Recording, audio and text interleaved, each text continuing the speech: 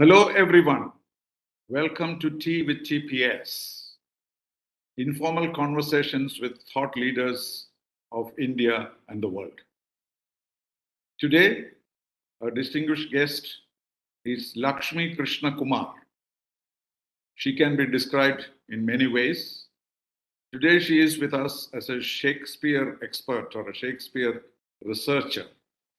But she does many things. And to me, she looks like an eternal student because she is always studying something new, doing something new, engaged in some new activities, sometimes not very well connected with each other. So she will probably explain to us why it's all like that. But I know her as someone who was a journalist, maybe BBC and others. She has been interested in plays, interested in social service, working a lot on poetry. And then she started this education on Shakespeare. We took her to Stratford-on-Avon, where she spent time doing a master's degree.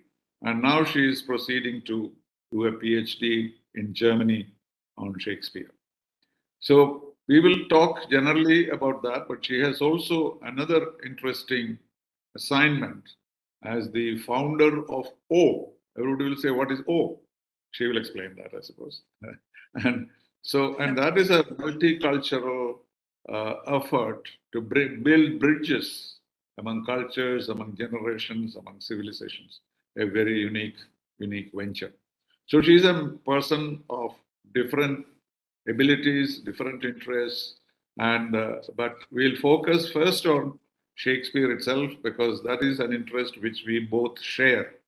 Because I've been very passionate about Shakespeare all my student life, though I was not so much involved in it afterwards. But still, for me, Shakespeare is part of my life because I see it influencing me in many ways. Whether I'm writing on the world order or world disorder, or I'm writing about life, I'm writing about love, Shakespeare comes up somehow. And many times my ignorance on certain aspects I cover up with Shakespearean quotes.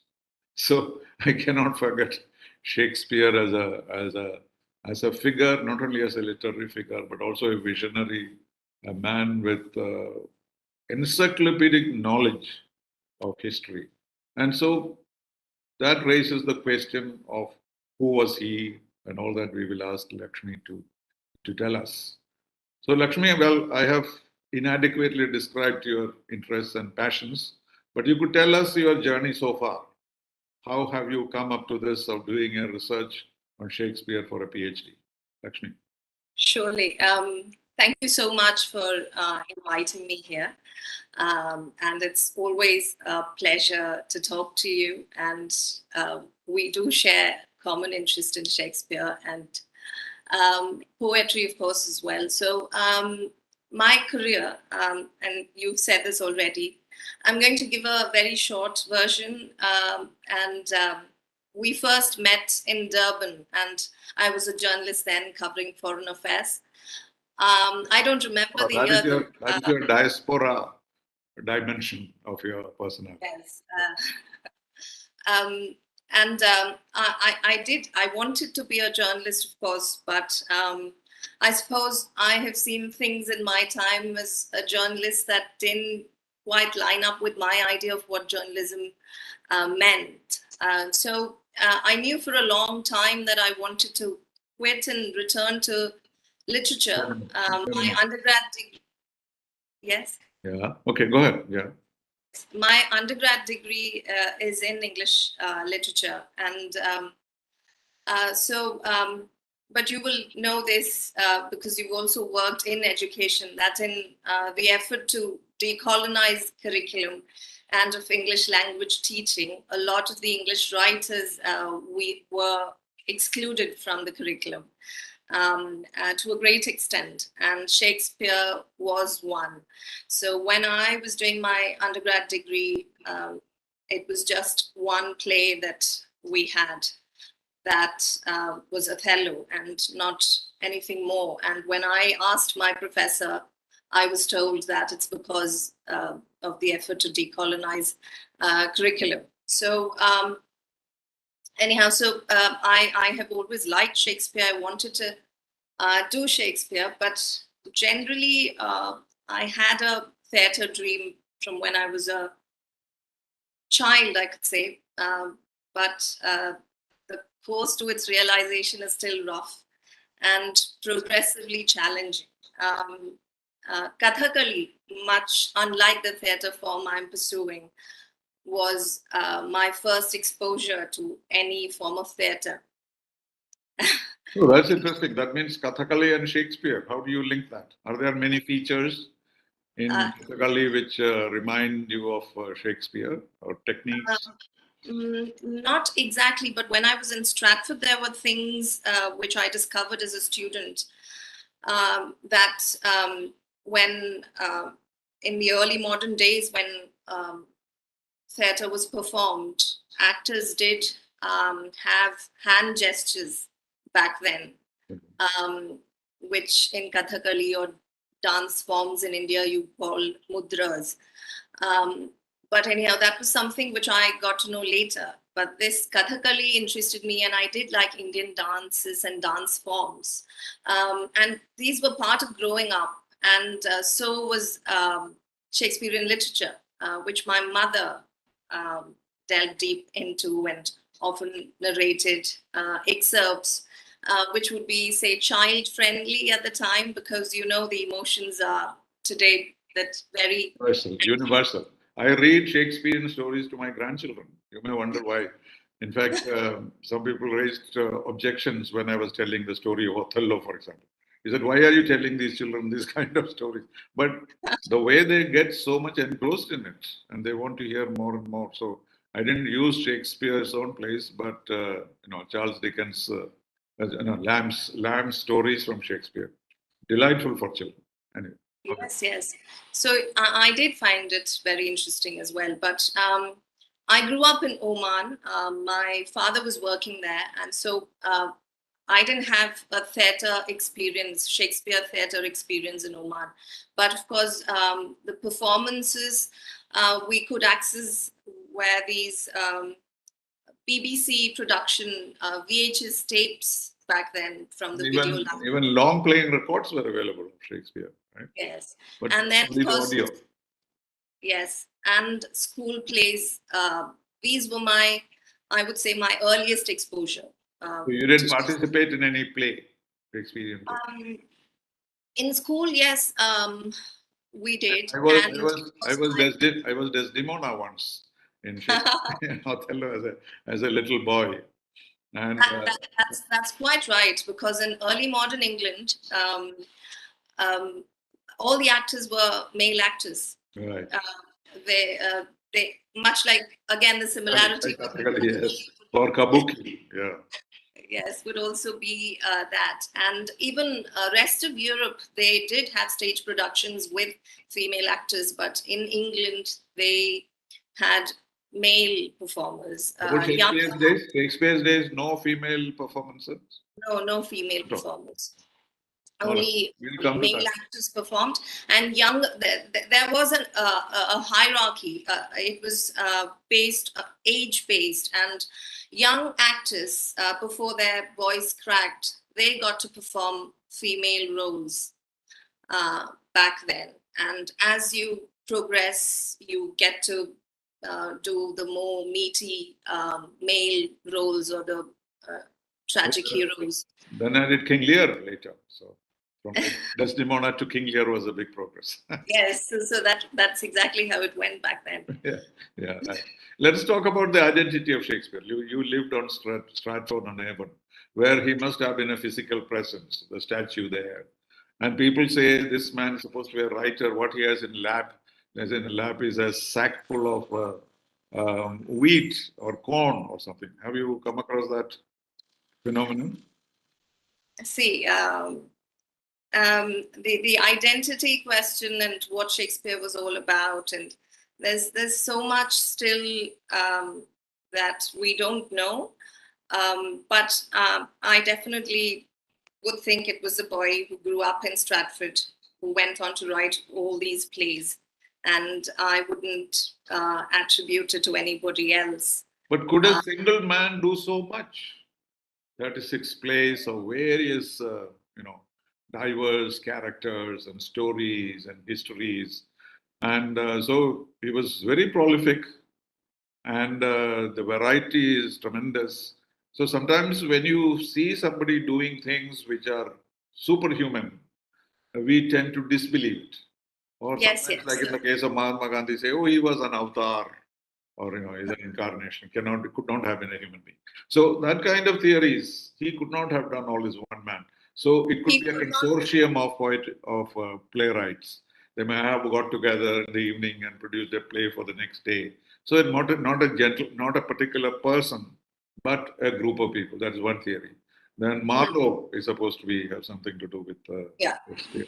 These I would say. So I just want to, I think I'll quote Sir Stanley Wells, and arguably the foremost authority on Shakespeare today. That's according to me. Yeah. And this is a question Professor Wells has spoken about a lot, and I'm aware of the buzz, but I'm just going to quote what he had to say, because after talking about it a lot, he just went on to say that who knows what motivates the theorists? Is it snobbery, a belief that a man of relatively humble origin is less likely to have written the plays than an aristocrat? Right. Is it the desire of 10 minutes of fame? The media readily latches onto supposed news about Shakespeare. Or is it mere eccentricity bordering on mental instability? So this is what I was quoting Stanley here. So he's not precise about anything. He doesn't endorse any particular theory. Is it? No, he has gone on to say that these are written by Shakespeare, and there are collaborations, but not the 36 plays, but others. Pericles, Prince of Tyre, is a collaboration between So there Shakespeare. have been others who collaborated with him rather than somebody else doing the job. That could have been, but these ones are attributed to Shakespeare, and also it is possible because when you go through his plays, as you read and as you go on read and reread his plays, it becomes very apparent that this is the person from Stratford who has written these plays. There are many elements which tells you that. So No, but basically it is this, that how could a single human being could produce yes, so much of a world of mystery, a world of history, love, life, death, everything, So it's a bit incredible, but quite possibly there are. I mean, if you take Veda Vyasa or if you take, Valmiki, you will find the same thing there. So there also you could argue that it is not a particular person. So it's probably irrelevant. What matters is that there is a group, a collection of works attributed to a single person, but he may have been assisted by others, particularly because he was not only a playwright, but also a theatre person. Every day he had to practice the play. So he may have taken help from others. Yes, he did take up very small roles, but he was primarily the writer. And again, when we talk about all the works that we're talking about, the volume of it, he did not, these are not original.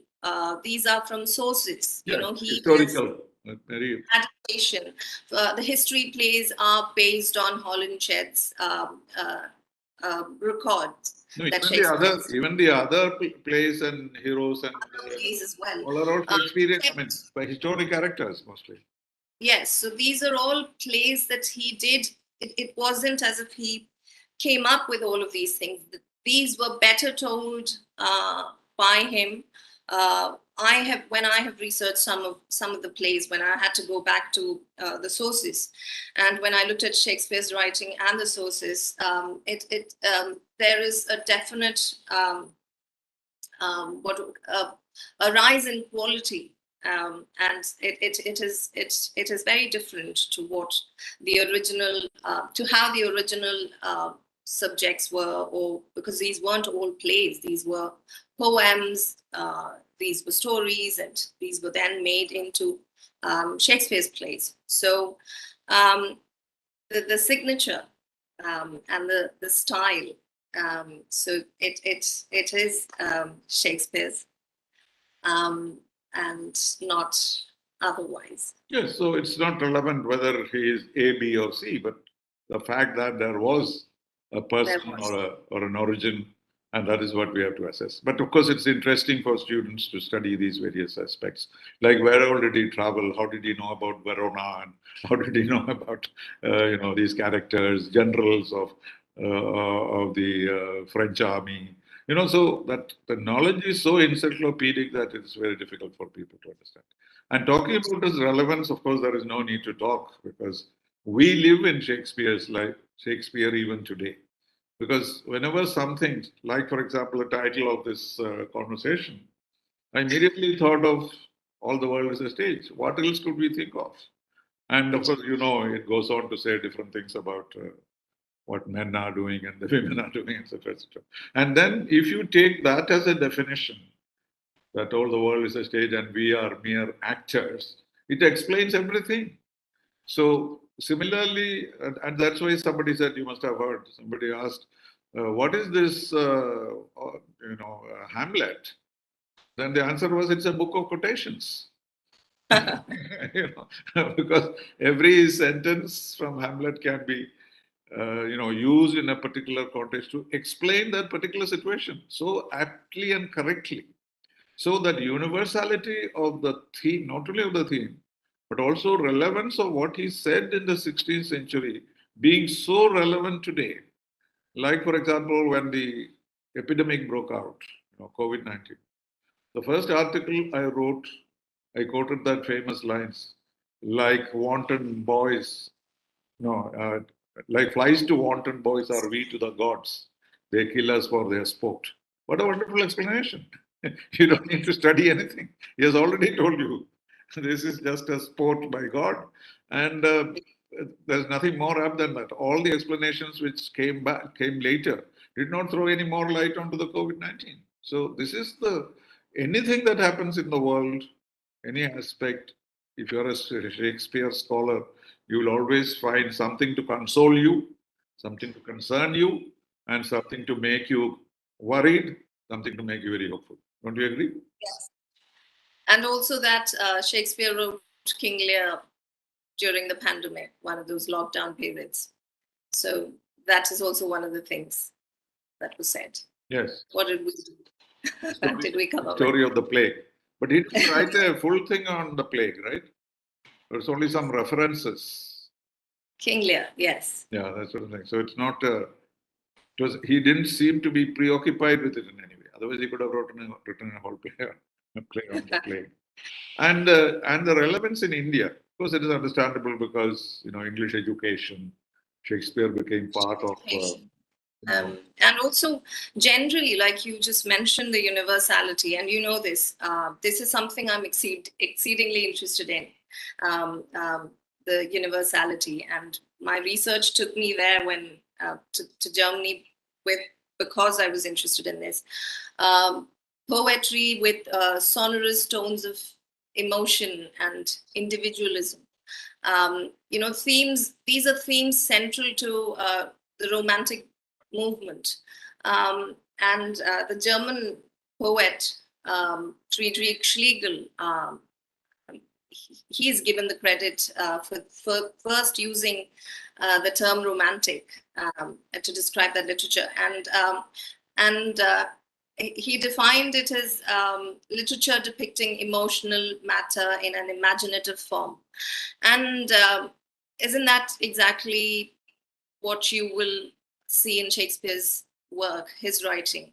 So Romanticism in Germany found inspiration in Shakespeare, and we know that. And when England caught up with the movement, English writers were, of course, part of the movement.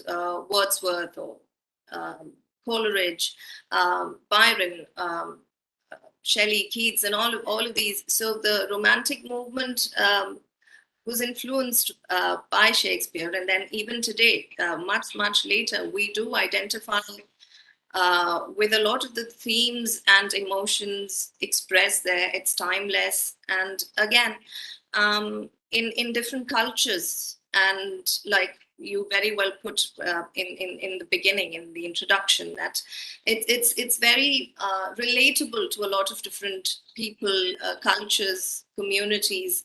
The subjects and the plays reveal different things to different cultures and people, and also why the interlingual or international Shakespeare exists, and his plays are still being produced as plays and movies. And we did talk about Germany, but Japan has also made Shakespeare their own, and they do perform a lot of Shakespeare. They have a lot of literature coming out on Shakespeare. Yes, wherever I have been, Austria, for example, Yes. and also the fact that Shakespearean plays are these days performed in contemporary costume is rather interesting, isn't it? Hamlet comes in a Yes. full regular suit, and that doesn't change anything, because what he says looks as natural in a Western suit as in a medieval kind of clothes. So, Yes. and it can be completely related to, it's like a Ramayana story, for example. You can do it in a modern story without the tails or the monkeys, and still carry on the message. Still carry on. Yes, in India as well, we keep seeing there are so many films that were made in the past are being made today, and I think the recent one, I don't know, correct me if I'm wrong, what I saw was a Malayalam film, Georgie, which was an adaptation of Macbeth. Oh. So these, it's always there. It's going to be around, and I think it's relevant that you've asked me to speak on Shakespeare. So it shows how relevant Shakespeare Yes, is. and people are knowledgeable too. It's not that there is considerable expertise in this. Yes. And at least when I was in the university, there was considerable amount of importance to Shakespeare. We had to do 4 plays, what is called a detailed study, and the general knowledge of other plays. And for the civil service examination, what used to frighten me was that general awareness of all the 36 plays and the sonnets. I have not read all of them, so I used to have these nightmares. Suppose there is a question from Troilus and Cressida, what do I do? But it did not happen. All the questions were from plays which I already knew. So anyway, that fear was there, but how could anyone know everything about all? Yeah, and he can't be owned because all his plays did not have just English characters and English imageries or scenes. He had from Greek, Italian, and he talks about Cleopatra. There's Caliban and Tempest. So he was multicultural as well. So people read news stories looking at Caliban and say this is about slavery, or I mean there was. So it would be a window to colonization, the exploitation, and it can be very it demonstrates in Caliban's character how Caliban is made a slave. He's turned into a slave, and Prospero comes over there, and he. Yes, that's a very obvious reference, to colonization. It is, and also why it should be part of the curriculum. Instead of rejecting it, it should be part of the curriculum, because it wasn't. Prospero is a villain, is not a hero in the Tempest. So all the more reason, I would think. No, but then of course here anybody can pick up anything that you like. There is so much of material available, and you can draw on them and interpret it the way you want to project something. And that is not only the universality, also contemporaneity of the situation. So you have a quote for everything, and a story which comes back to your mind when you face your own trials and tribulations. So that is something really remarkable. You mentioned a little bit about the imagery in Shakespeare. Is there something you can tell us about something unique about that? That his imagery was mixed. It could be from Greek mythology, it could be from history. Nothing much from Indian Upanishads or Vedas, unfortunately. No. I wouldn't go there. But when you say imagery, I'm just thinking where to start, because there's so much, and I like. I just that's why it is so beautiful that again the writing form, and I emphasize on the importance of verse poetry, because he wrote in verse. Of course, he wrote in prose as well, but mainly in verse, and it is something that keeps on giving. Even So rhyme poetry he used to write once in a while in a song or in a gig or whatever. yes, songs. So it's that is why we keep finding so much every time we read and reread. It just cannot be. We can't stop studying Shakespeare's work, because there's so much that keeps coming, and people draw many different meanings and all of that. And again, in when we talk about imagery, is it all right if I quoted? Sure. Okay, so there's this. I'm just. There's no particular reason why, but I quite liked it when I was reading this Midsummer Night's Dream. A Midsummer Night's Dream, and this is the character Oberon speaking. I'm going to read it. I know a bank where the wild thyme blows, where oxlips and the nodding violet grows, quiet, over-canopied with luscious woodbine, with sweet musk roses and with eglantine. There sleeps Titania, some time of the night, lulled in these flowers with dances and delight. And there the snake throws her enameled skin, weed wide enough to wrap a fairy in. Now, this is from A Midsummer Night's Dream, and it is a fantasy, and it evokes many sensory experiences. If you'd relate to that, it brings to us the touches of smell, sight. In this particular bit that I read, you can imagine all that: sight, touch, sound, and emotions as well. So in just those few lines, there's so much that's communicated. And if I could pick another, if I'm not boring you. It's always fascinating to hear. Go ahead. So this is from Othello. And this is Othello saying, "It gives me wonder. Great is my content to see you here before me. O soul's joy, if after every tempest come such calms, may the winds blow till they have wakened death, and let the laboring bark climb hills of seas, Olympus high, and duck again as low as hells from heaven. If it were now to die, it were now to be most happy, for I fear my soul hath her content so absolute that not another comfort like to this succeeds in unknown fate." So Right. this is him. So I think he's as good in describing a woman or love as in describing death. But yes, to be or and the not to sea. be is the biggest, everyone's lips. How well he has set out the options.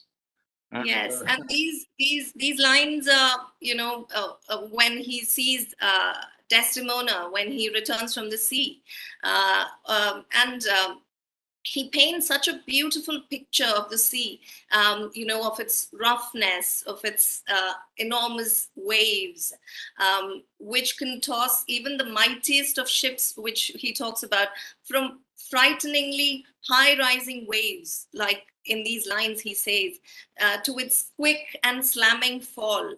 And so these lines, and let the laboring bark climb hills of seas, Olympus high, and duck again as low as hells from heaven.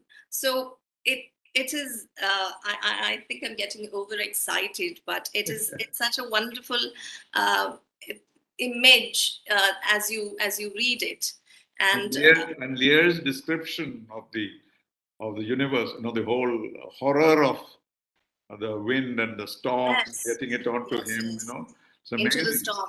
Yeah, Yes, absolutely. That storm scene is yes, amazing. of And course. talking about women, here's the most horrible of women, like Lady Macbeth on the one hand and Ophelia on the other.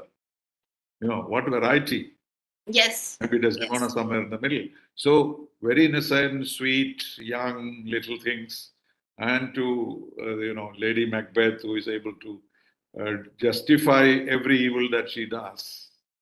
yes. Or you have Hamlet's stepmother, his mother, yes, His mother. yeah, and all these. So every kind of good and evil you find in Shakespeare's characters.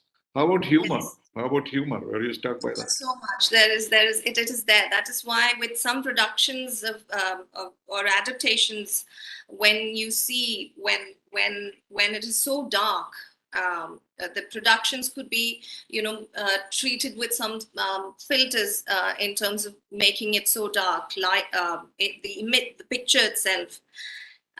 You tend to think that when you read Shakespeare, it is just like life is. You have the grim bits, you have the laugh, you have all of those things. It's just unfair to just make it so dark sometimes. So humor is there even in his tragedies, his history plays, his comedies also have tragic bits in it. So it's just and he didn't define all of these. It's the scholars who came later and boxed them in these genres. So there's plenty of humor. Sir John Falstaff, who's a recurring character from It's called Henry. unconscious humor also. Yes, People yes, and behaving in such a way that they provide humor without knowing. yes. So he's in so many of the. He's in four of these plays. The same character. It's a brilliant character. Many actors have wanted to play John Falstaff, and why wouldn't you? Because it's such a it's a very meaty character to bite into for an actor. Literally meaty, because he was very fat. He was very fat. Yes, he's a very fat, drunk uh, person. I'm so I also like Malvolio. yes, The man. He makes me laugh all the time. yes, yes. Some of the things that we do as young people, we do more stupid things than Malvolio has done. So, True, true, true. and of course, the tragic heroes are the most colorful of Shakespeare's characters, particularly those four heroes of the four major tragedies, where the tragic flaw is highlighted. Is that a real thing that he had tried to project, or is it something that scholars have made out? No, I would think it is again scholarly because, or it could have. So the thing is, if you look at Shakespeare's character or any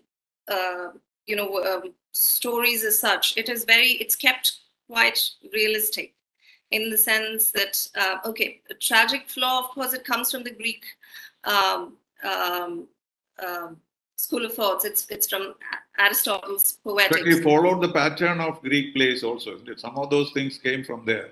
Yeah, but he did not. He did not follow the. Sequence, yeah.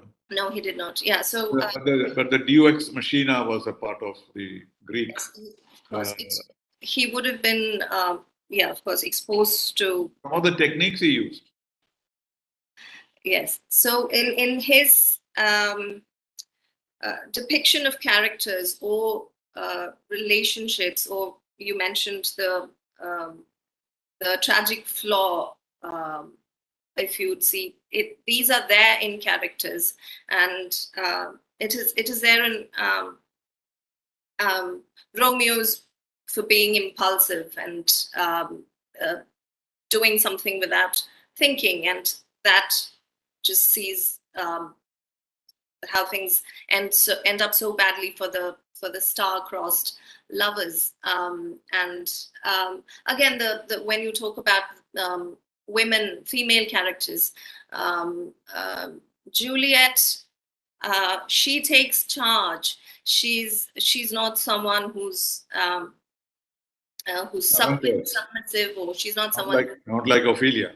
Yes, you will see all of these things in these characters that are portrayed and are there. And again, Lady Macbeth, when she wants to be as wicked and cunning, and she prays, "Unsex me," because as a woman, you're expected to be gentle and softer and delicate, but she wouldn't want to be that. She is um, pushing the ambition in Macbeth.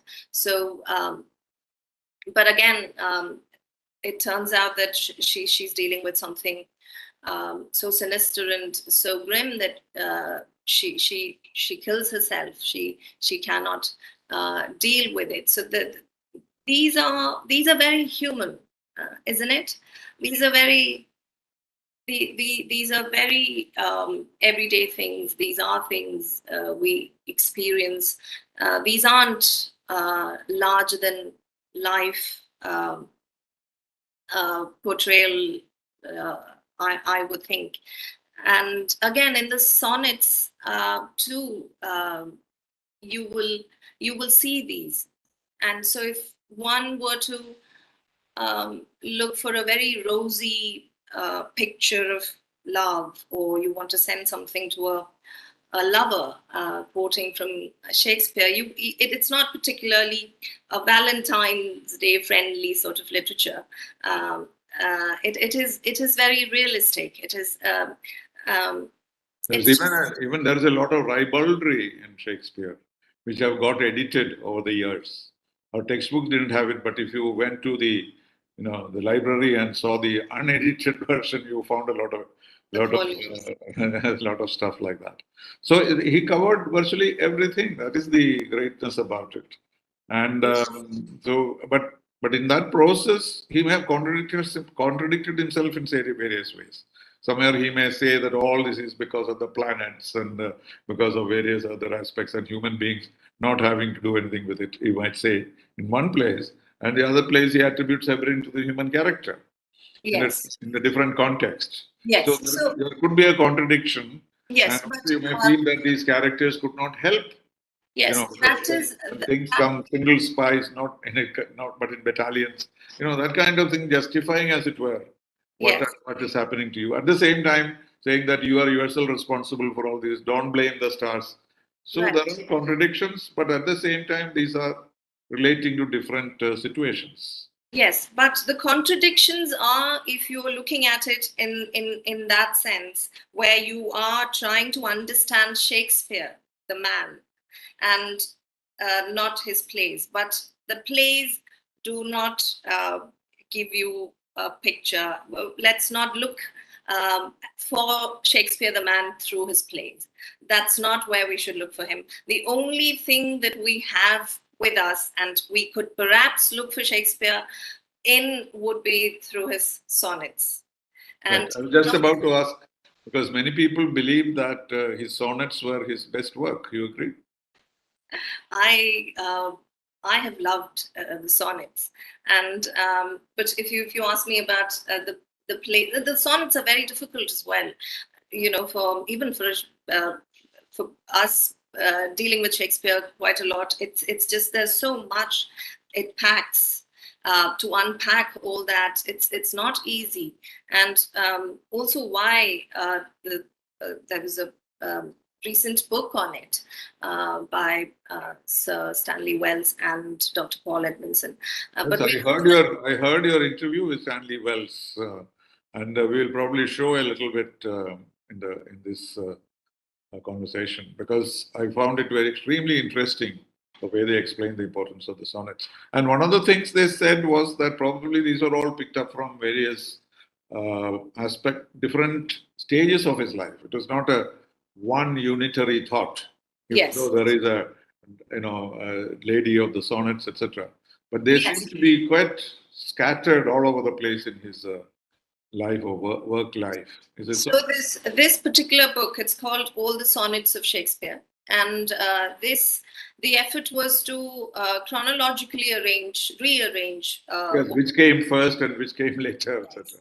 Because it's not numbered accordingly. Yeah. No, and what they've done is, instead of the 154 sonnets from 1609, when it was first published, to this version, it has 182 sonnets, and that would include sonnets from all his plays, as well as from The Passionate Pilgrim, where some of the poems were attributed to Shakespeare. So, what is the definition of a sonnet? What would you call a sonnet? I don't know.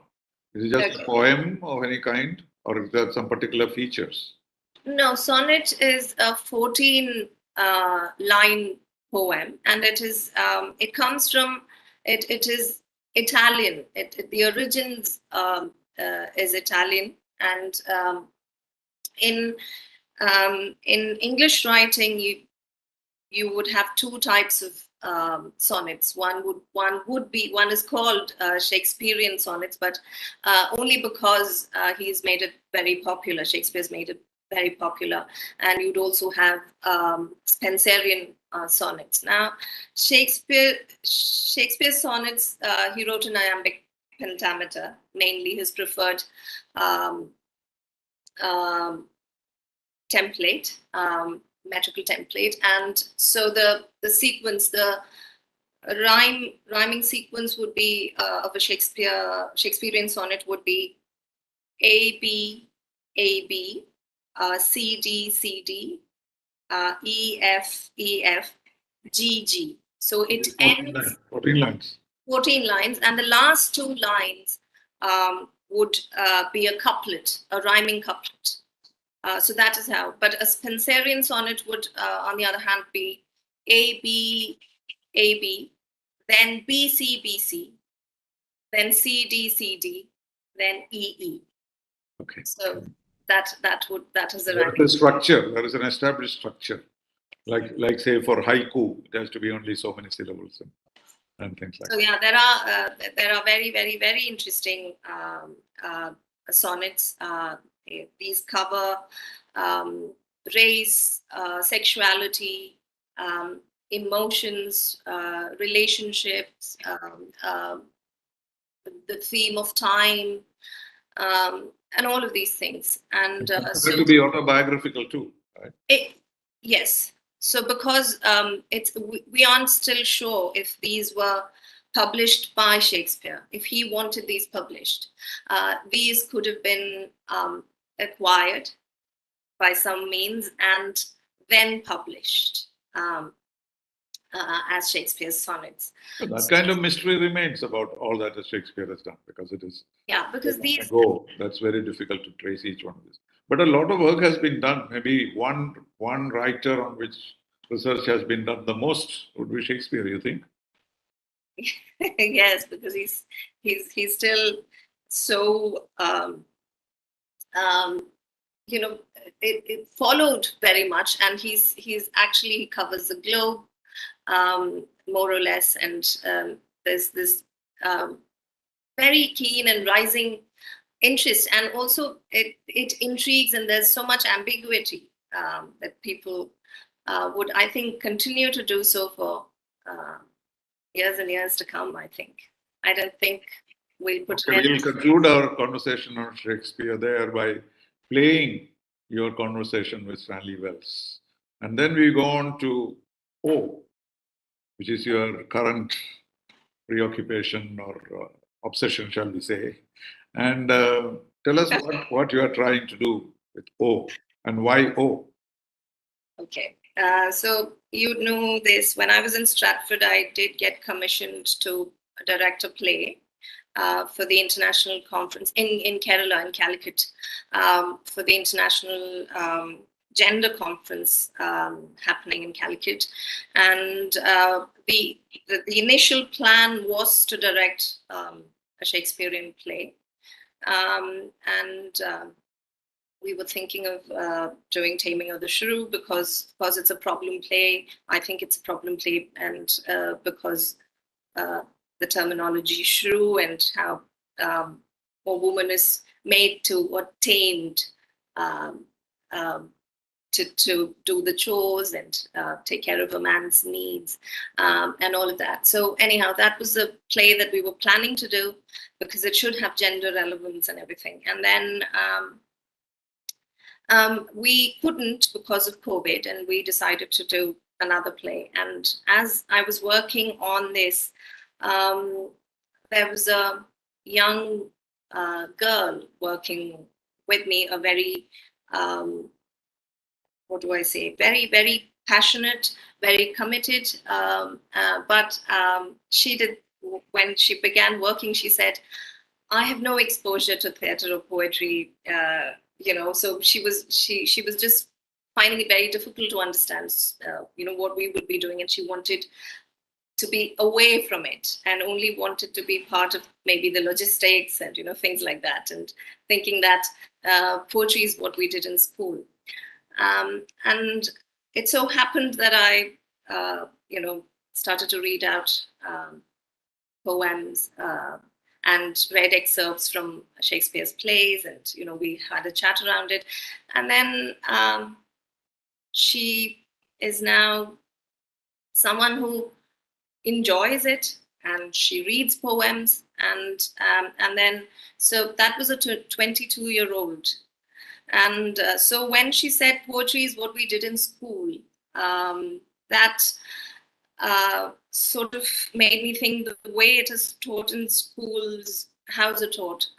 So students are always asked to find maybe the rhyme scheme or identify the similes or the metaphors, or and that I wouldn't think is the right way to teach poetry, to derive all the wonderful things in poems, the emotions and nature, and there's so much that you can get from it, but you sort of repel children or students who maybe would not have had an exposure otherwise, like maybe at home.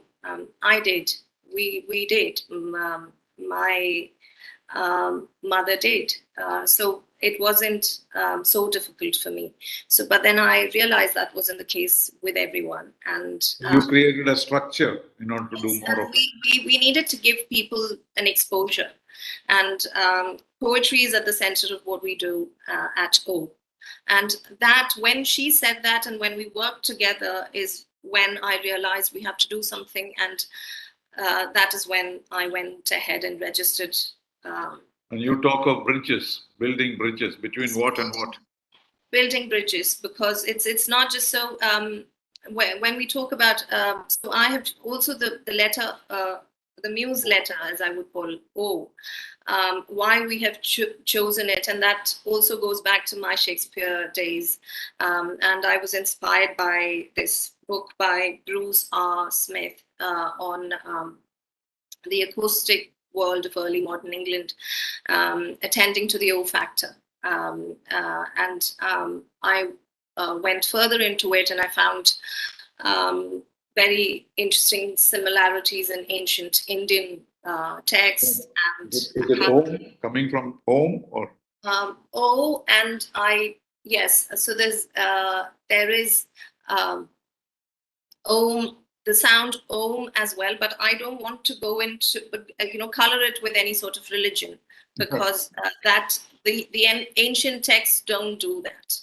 And so I want to be very particular and very careful when I say that. So that is because of the present atmosphere. Otherwise, Om is not associated with any religion. It is more universal than any religion at all. But in today's Indian context, anything that you touch, Upanishad or yoga or Veda or anything, that will be immediately identified as such. Yes. Sorry, but then I would say yes. So newsletter. So in the ancient texts as well as in Shakespeare's text, you would see the universality of O, and the sound O would mean if I say, "Oh, I'm sad," "Oh, I'm so happy." So the letter O or the sound O, it just covers a lot of emotions. So the other expression, "Ayo," can be interpreted so much. I don't know if you've seen it. Shakespeare has done a video. Because when Ayo was first introduced into Oxford Dictionary, he had a little video in which how Ayo can be used in so many contexts. So it's somewhat similar, it looks, yes. And it not only just holds the sound O, the numeral, 0, cipher, which that was further behind in Indian history, yes. Yes, of course. So Indian history and cipher and Sifra and Arabic, there's so much. I don't think we'd be able to end this conversation. And the latest is Mrs. Shibulal with her O by Tamara. Yes. So the numeral and then the shape, the round and the globe, and of course Shakespeare's globe and all of that. So that was my dissertation. That was the paper I worked on, and I went crazy with it. Is it a name or an expression which is easily to propagate? Because is it catchy enough for that? We are trying to make it catchy because it was funny because when I went to register the trust in Delhi, there was this person asking me, "Madam, ये क्या नाम है आपने ये ओ क्या है ओ का क्या मतलब है?" Exactly. That question will ask, but that itself, so that's the starting point of the conversation. So yes. Good. So some luck with your O, but don't forget Shakespeare because you know so much about Shakespeare is very much part of it. You have so much interest in it as you have contributed. It's always a pleasure to speak to you on literature and Shakespeare and very many other things. So thank you very much for sparing a few moments to talk to me on Tea with GPS. Thank you very much. Thank you, sir. Lakshmi, thank you. Shakespeare and education. So in India, decolonizing English teaching in India has seen a departure of many English writers from the present day curriculum to a great extent, Shakespeare being one. And how do you view this? How much of Shakespeare is too much or too less at undergraduate or postgraduate level studies? Well, I think it depends why you're teaching literature, isn't it? And I think that's one of the ways of answering this question. And it might be that we need more anthologies. It might be that we need more anthologies of different writers over time grouped into different themes and different political agenda across those anthologies. My hope is that Shakespeare will still be among some of the greatest writers within those anthologies, as among writers from other nationalities as well. It depends whether you translate or not, and what translation does to Shakespeare into the receiving language. So, I mean, this is a big question to unpack and think about. What do you think, Stanley? I agree with you. Yeah. I mean, literature courses are taught for a variety of purposes, aren't they? And it depends what subjects you want to study. I mean, if you're, for example, if you're studying fantasy literature, does that mean that you're going to go to different world literatures and produce the very best over how long a period? So there are canons within canons. Yeah, I think the teacher or the people who decide what is to be taught shouldn't be overawed by Western reputations shouldn't feel that just because everybody says Shakespeare is the greatest writer, he alone can be taught. He should be set aside. Other writers of different complexions in every sense of the word, different racial and also different intellectual standards. I had the great privilege of recording a podcast with Professor Sukanta Chaudhary specifically about his wonderful edition of A Midsummer Night's Dream for the Arden Shakespeare. And if listeners or any of your people would like to find that, if you go to the website of the Shakespeare Birthplace Trust, shakespeare.org.uk, you can hear conversations which touch on some of these themes in that podcast with Professor Chaudhary. May I perhaps also point out that if they go to the same website, they'll find 4 lectures on Shakespeare. One of which is called "What Do the Sonnets Tell Us About Shakespeare?" That's true. So if you look up what was Shakespeare really like, and you'll hear Stanley's 4 lectures that he gave on the occasion of his 90th birthday, and one of them is many years ago. And one of them is yes. Thank you for answering all these questions.